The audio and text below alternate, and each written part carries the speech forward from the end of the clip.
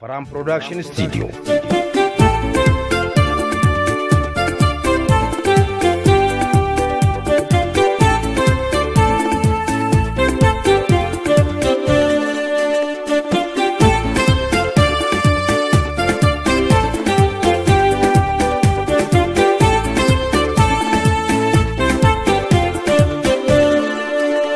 Barnabati ayam yoitu ifahalan irro takkan kabdu dalde nagarta wanin keessa jiru dhufte rabboon keessa maanam furtu Barnabati ayam yoitu ifahalan irro takkan kabdu barfala goita ogeessin nafide mal qabame yoonif na hubate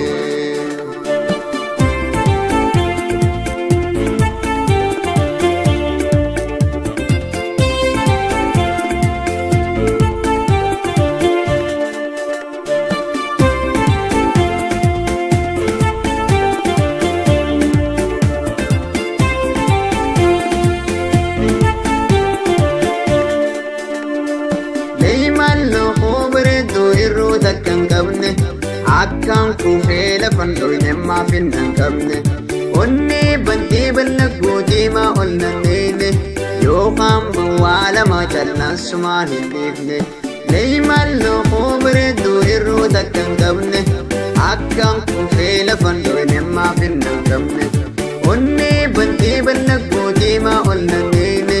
yookaan bawwaala ma callaan sumaan hin beekne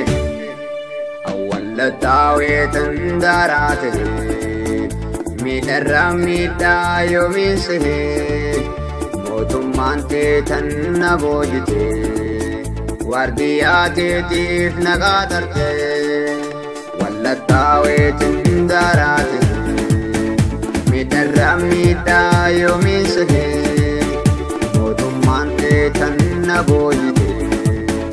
wardiyate tif nagadarte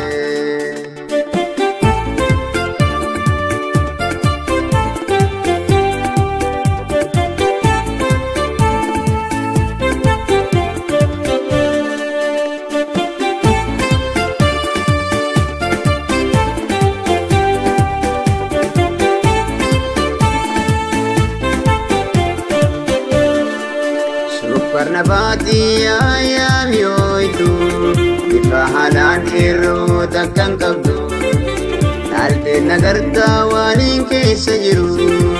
dhufte rabboon keessa maanam furtu Barnabati ayam yoitu ifahalan irro takkan kabdu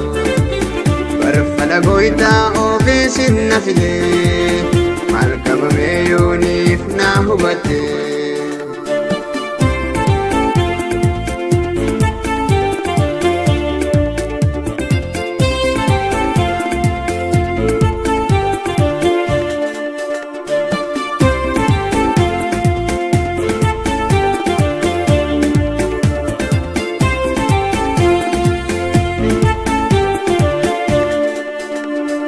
Shakki challa urungush dubro biyatiya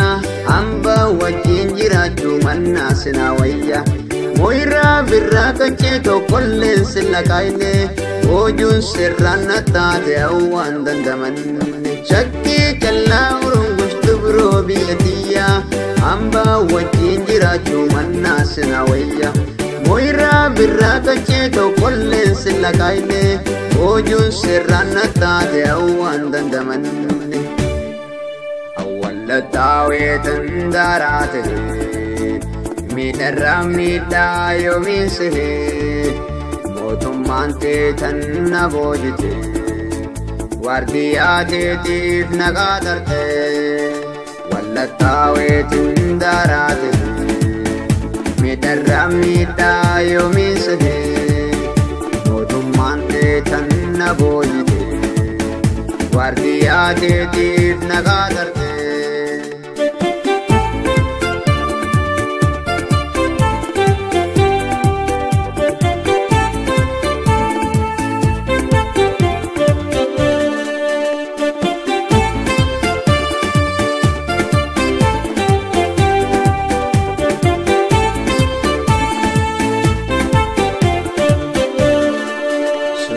Supernabati ayam yoitu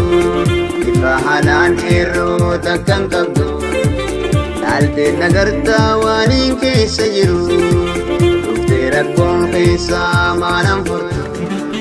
Supernabati ayam yoitu Ifahalan ero takkan kabdu Barfala goita ofisin na fide Malkama meyonif na hubate